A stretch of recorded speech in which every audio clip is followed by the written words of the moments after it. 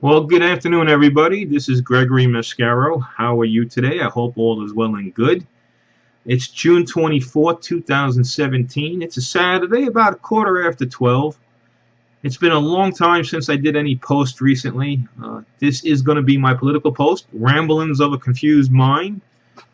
There's some very key points to go over. Healthcare, the assassination attempts on the Republican Party, California and some of their rules. It's just ridiculous what's happening. So let's just start with the first. Prayers go out to Mr. Scalise regarding his injuries and those of the others that were shot and wounded. That is not how democracy works. If we don't like something, we voice our opinion. Free speech doesn't cover violence. Free speech doesn't cover inciting violence. Free speech doesn't cover destroying property. People who incite violence, people who threaten the president, they need to be visited by the FBI or men in dark suits. The way the government is supposed to work is everybody swears an oath to supporting and defending the Constitution. The federal government has one job: provide a safe country for the citizens of the country and the military. It is not really supposed to be doing anything for benefits. Now, they created Social Security in the 30s. It was never to exceed 3 or 3.5% of your income, and it was never to become taxed. Well, that's out the window. It's at 15%. You do 7.5%, your employer does 7.5%, and over a certain amount of income, if you're making, we're going to tax it. So they're already violating their own rules when they created it. Same thing with the bank. The bank had laws. How much money could be in circulation at any given time, what percentage of money, M1, M2, M3. These are all factors and rules when they created the Fed. What's supposed to happen with a paper currency, what they call a fiat currency. The truth is, the federal government, the United States Treasury, does not need a Federal Reserve. We do not need a middle person to take care of our currency or the printing of our currency. Since 2008, when we had the illegal administration come to be, we were $700 billion in debt. And within a short period of time from 2008 forward, we're, somewhere north of $14 trillion in debt. It's all designed to do one thing: bring down this country. Same thing with Obama's health care plan. The Affordable Care Act that they created was not there designed to fix problems. First and foremost, people must recognize everybody was protected in the United States for health care. You weren't allowed to be denied coverage walking into a hospital just because you didn't have insurance or didn't have money to pay for it. They had to take care of you. Then you had a bill, whether you paid $10 a week or $10 a month. That's how we worked it out. Everybody had Medicare and Medicaid available to them in different age groups. The thing that they were trying to correct was how it works with billing. Hospitals, when they get all these emergency room visits and all these billings and they're not getting the payment, they write off the debt to the federal government. Well, the federal government's like becoming on the hook for it. So now we need to try to change that functionality of that, so the billing doesn't go to the federal government. It stays with the hospital and it stays with the party that went for benefits, that needed service. You cannot force an insurance carrier to take adverse selection. To say to an insurance carrier, you must take pre-existing conditions from day one, it changes their financial tables on how they have to stay profitable to pay for the benefits and to keep things running. Different states had different rules on pre-existing condition. I can talk about New York State. I am licensed in New York State. I was licensed in other states, well, 40 some odd other states as well, but I'll talk about New York. In New York, if you had a pre-existing condition and no prior coverage, that condition did not prevent you from getting health insurance. You would get signed right on and get a private policy. If you went with an employer, you would have a community-rated group policy from the employer. New York state law was that pre-existing condition would not be covered for 12 months and then be covered. Now, that's an area to work on. You could sit there and say, hey, let's address that. New York State would have had a law that said if you had a pre-existing condition and your one employer or your one carrier is no longer available and you had to go to another one, you had 60 days to go from one company to another, and you would still have your pre-existing condition covered.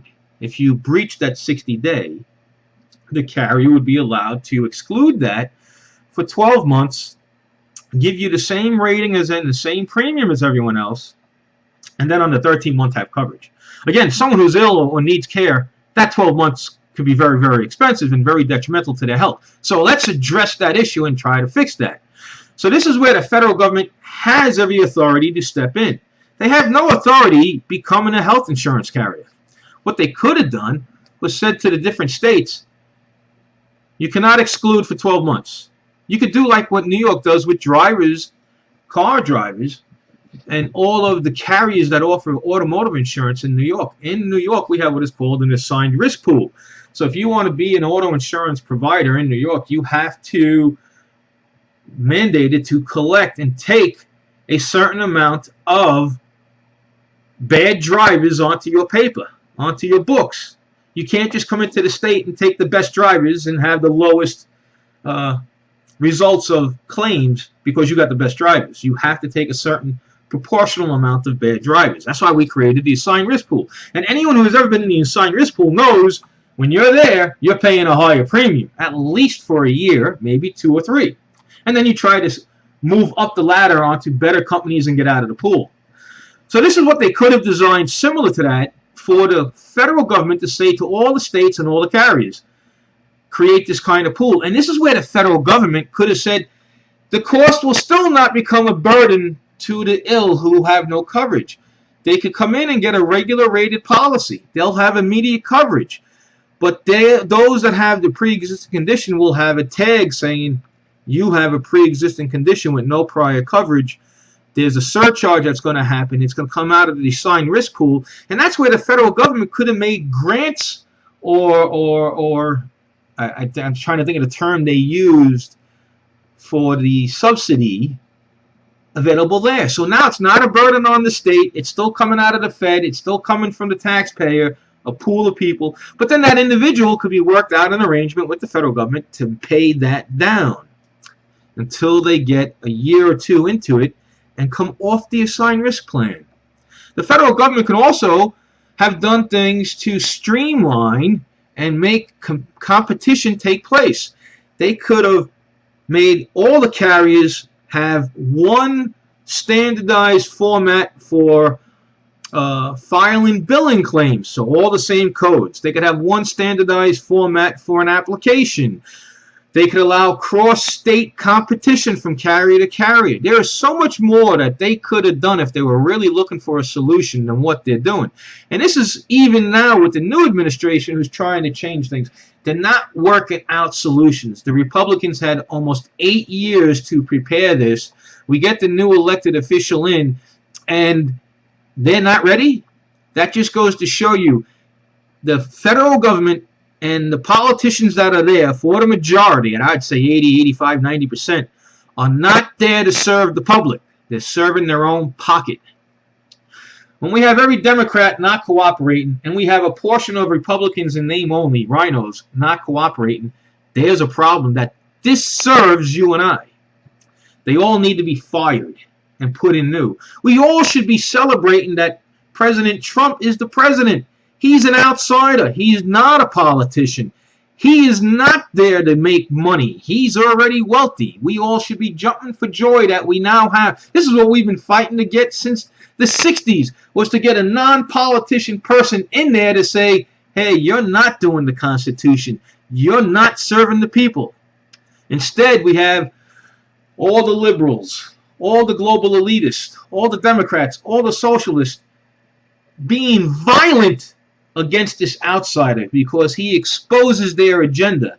And what he represents is the end of their plan. And if he gets to achieve some of the things he put on his list for making things better, a new tax structure, a private tax structure that's been reformed, a different structure on the GDP, he will set back their agenda, which has been in motion since the 30s, at least 50 to 75 years. And if he does achieve the goals that he wants to achieve, it'll be like Reagan's economics, where we'll have a 20 or 30-year run where the Dems will lose all power. And they'll be set back for almost 50 or better years, 100 years, in trying to get their global plan. And there's nothing wrong with the idea of a one world, one humanity global plan, except in the one they designed right now, we don't get our Constitution. We get the UN, the IMF, the World Bank, and a couple other three-letter type of authorities controlling the world with a different constitution, where you and I don't have rights to wealth and property and our voice, or most importantly, the right to defend ourselves. That attack that happened in London, they said how great it was that they responded in 8 minutes and stopped the violence. Well, that was 8 minutes too late for the victims that died. Anyone there that had a gun on their own that was legal, that could have stopped that, would have stopped that faster than that 8 minutes. Our Second Amendment is the most important thing to our safety. If something happens, like in my own personal life, 2 nights in a row, over the middle night, someone came onto my property and banged on my doors late night. By the time the police responded, it was a good 5-7 minutes later. And that was fast. I was quite surprised how fast they got here. So, in their plan of a new world, no borders, no territories, free movement of people, it's wonderful if we all are assimilated to a way of life that is respectful of one another. But that's not the reality. What they're doing right now is they're trying to bring extremists, and I'm going to leave it that way, extremist, violent people who say if you don't subscribe to our ideology, we're going to kill you. Plain and simple. We're going to kill you. And there's well over 140 million of these kind of extremists populated throughout the world. So the only thing protecting us here in America is our Second Amendment. Because one day you might go out to the mall. You don't hear in the news what happened in that Kenyan mall, what they did to the people in that mall. I won't repeat it because it's violently brutal and disgusting. But you could Google it. You could learn the truth what happened in that mall. That could have easily happened in any one of our malls. And the only thing that protects anyone is the fact that you have the Second Amendment right to defend yourself. So any of these elected officials that violate the Constitution, that, again, in 1967, Ted Kennedy changed the rules on immigration and took out the words to assimilate. Well, that's no good. You want to come to America? Assimilate American values. Bring your faith, bring your religion, but if your religion says if you don't follow us, we're going to kill you, you're not allowed here. To be a unified country, we think in an assimilated voice of certain rules. We have a right to our happiness. We have a right to our safety. We have a right to chase down our dreams. We have a right to ownership of property. We have a right to defend ourselves. We don't have a right to be violent against someone else. The First Amendment for freedom of speech does protect bigotry. You could be the biggest idiot and bigot out there, as long as you're not saying violent or cause harm. Bigotry is protected. The Ku Klux Klan has a protected right to exist. When Giuliani was getting the organized crime out of the city, it was under oath and in the court. Not that I'm an advocate of it. I don't promote this kind of glorification of organized crime. But the quote-unquote mafia has a right to be a group and exist. They don't have a right to promote violence, murder, kill, or commit crimes. So for the last 50 years or so, 40 years, they've been teaching our children bad educational values, bad ideologies. For anyone in a school system to say, socialism is the way to go, that violates the Constitution. It doesn't work. Eventually, you run out of other people's money. The Hollywood elite celebrity who says we should give away this. Mark Zuckerberg saying we should have a universal basic economic income that's given by the Fed to the citizens. That's socialism. That's communism. What do you want them to do? Let's let them pay our bills. Let them pay our utility bills. Let them pay our internet bills. Let them pay our electric or our water bills. Well, go look at Europe. When the government says they don't have enough money, they shut off the gas. They shut off the electricity. Last couple of years, Europe went through the winter with no heat. Some places, no electricity. What you want is an abundance of competition and an abundance of availability to keep prices low. And this is where most people are not being told. You've seen a couple of commercials that were on TV with some of the different investment firms and the online firms that were allowing what's happening. In the next few years, there's going to be about 1.4 billion people coming into Western designed lifestyle. You hear that's between India, Brazil, China, different parts of the world.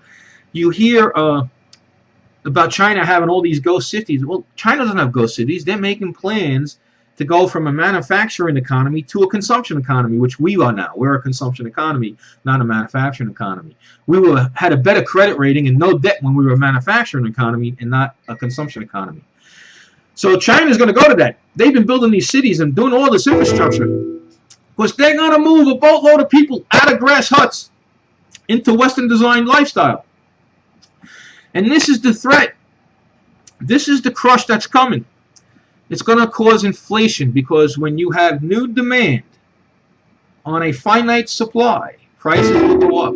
Our prices are going to get very, very costly for everything under the sun. And what's going to survive in the future is multi-generational families under one roof. We're going to go back to what it was when our parents came here and our grandparents came here in the 1800s and then very beginning of the 1900s.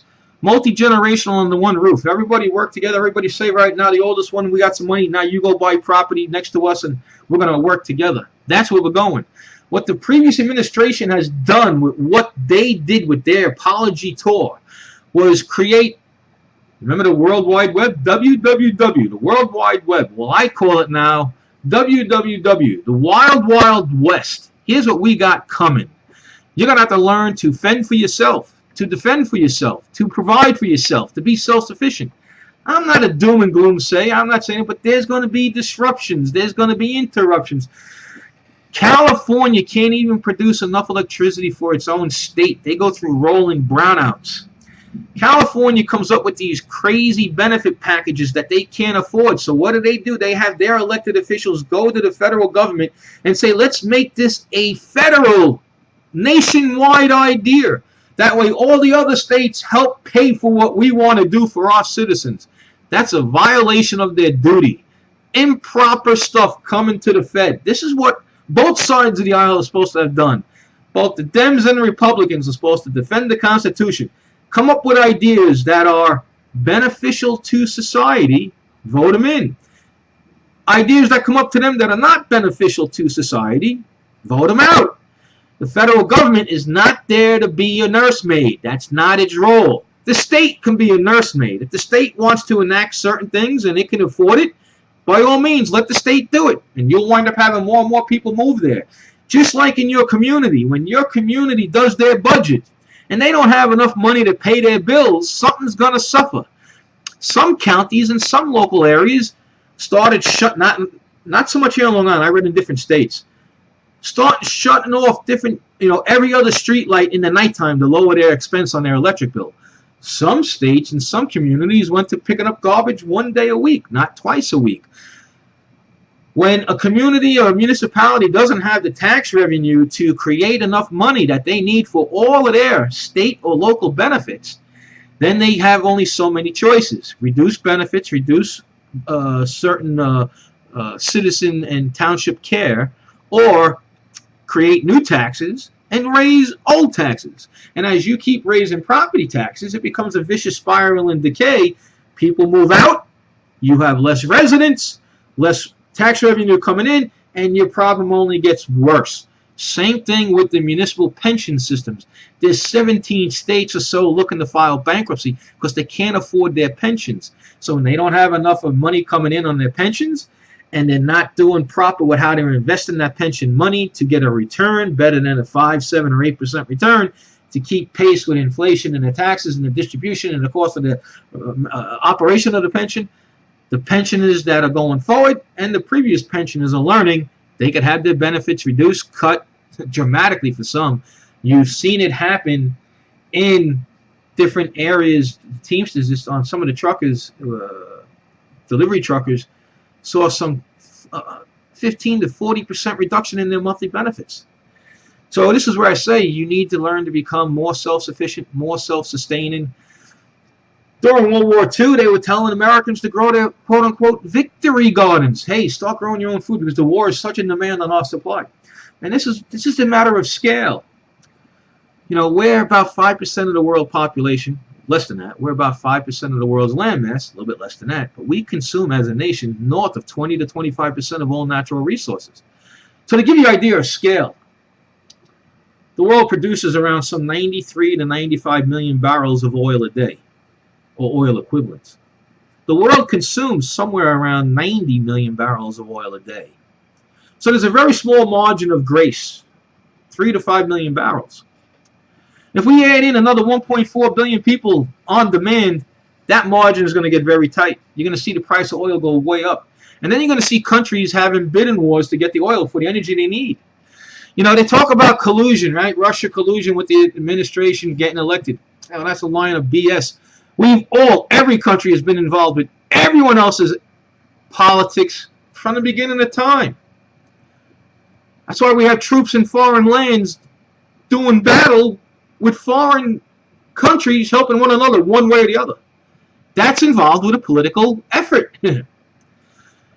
What is a concern is if Russia was able to, and what was shown on some videos on some things you could search through the web, was that some of these voting machines were able to be tampered with. So if your vote was one way, it came out another. That's what we would want to check with Russia. Did Russia or another foreign country infiltrate our voting machines and change the votes for Trump's benefit? That's what they should be looking at. All this other noise is smoke and mirrors to get the outsider out so these criminals that are in elected positions don't get exposed to what they're doing.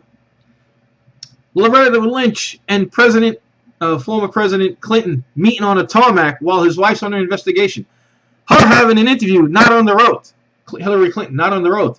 Those are all issues that need to be addressed. The fact that the FBI and the U.S. Attorney General's office allowed all of Obama's administration to have immunity, one against the other. You could testify and have immunity. You could testify and have immunity.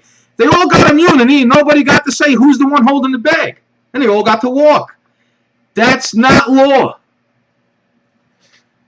During the Obama administration, when he first came to office, IBM came to him and said, we have a program we're willing to give to the government for free. We don't want no money for it. It will help solve fraud in Medicare, Medicaid, and Social Security. It will help eliminate redundancies. It will help the criminal activity in it, the extortion in it. He turned it down. He said, go away. I don't want to know about it. Because he wasn't there about helping you and I in this country. He was there to do one thing, destroy the country from inside out. That's why he's so smug and thumbs his nose with the fact that he loves Abraham Lincoln. Abraham Lincoln warned us about this type of person. Obama is that person. He was the guy that was sent to bring this country down. And for one thing, his answer was, we're going to give America a 30% haircut on its consumption. So that 30%, remember, we're going to spread the wealth around. We reduce America's consumption by 30%. The rest of the world can have it. Well, that's wonderful. I agree. The rest of the world should participate in having our standard of living, but not at our expense. We should be exporting our Constitution. We should be going to other countries and building up their infrastructure so they have what we have, the joys of what we have. They should have brought in our think tanks to help solve these issues of finite supply with increase in demand, helping technology change. Our economy and our infrastructure has not climbed out of the bottom yet. We're nowhere near recovery. In economic issues, this is an economic cycle. We're still down here coming out of recession and trying to get to recovery. Recovery starts with innovation and technology advancements. We haven't even done that. They're trying to say technology advancements, a hyperloop, or let's go populate the rest of the space. There's only one reason why we go out to space. Military reasons. You and I, we already are astronauts. We're sitting on an interstellar planetary object that's spinning at 24,000 miles per hour, hurtling around space at 160,000 miles an hour. All that money that they're thinking about trying to populate Mars or the moon could be here to better everyone's life here on this planet. There's only one purpose why we would go out to space. Military. Because we have to be there first, that way other countries don't get there, and use the advantage of using technology to take down our satellites, take down our infrastructures from the moon or Mars or even from a space station. So all of this wealth could be used here. A Hyperloop going, that's not technology advancements. That's the wealthy having fun with their money for themselves. Technology advancements here improve the quality of life here, today, for everyone on this planet. There is a lot going on. You need to unplug from the TV and start searching out reality on what you can discern from availability in other news sources. There's European news sources. There's internet news sources. Learn your Constitution. Read our political history. Look at our agendas from the past to learn what we were talking about. George Washington is quoted as saying, "The very atmosphere of arms anywhere and everywhere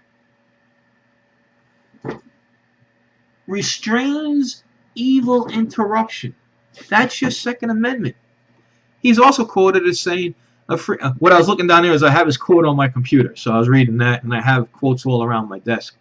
"A free people should have sufficient arms and ammunition to maintain a status of independence from any who might attempt to abuse them, which would include their own government." Now, that does not mean that we get our weaponry and we start going and attacking people. It's saying you have your home. Someone comes to violate your home and do you harm. You call 911. They're going to be there 3 to 5, 7, or 8 minutes. You and your family may already be dead. Therefore, Second Amendment, I got my weapon. You're not coming in and doing me harm without a fight. You're not doing my family harm without a fight. The free-loving countries of the world need to take their wealth and their military and go build up and create infrastructure as goodwill for the countries that don't have our standard of living. Just imagine what that would do for the people of those foreign lands in their understanding of our countries and our people. It's said that we have colleges teaching snowflake, safe place. Let's have no gender identity dogmas. We're raising a nation of I don't even know what I want to call it. They're not raising men. Being a man doesn't mean you're a bigot or an idiot. Being a man says you take on your problems, you address them, you overcome them, you move forward and build again. It's terrible. It's terrible. Anyway, this is my rant of the day. Ramblings of a confused mind. I went long today. There was a lot. It's been a while.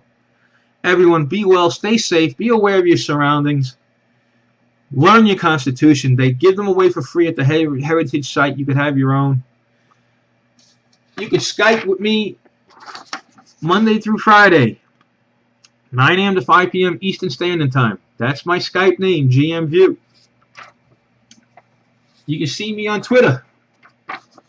That's my Twitter name. Oops, sorry about that. I'm on Facebook and LinkedIn. Look me up. Just be careful.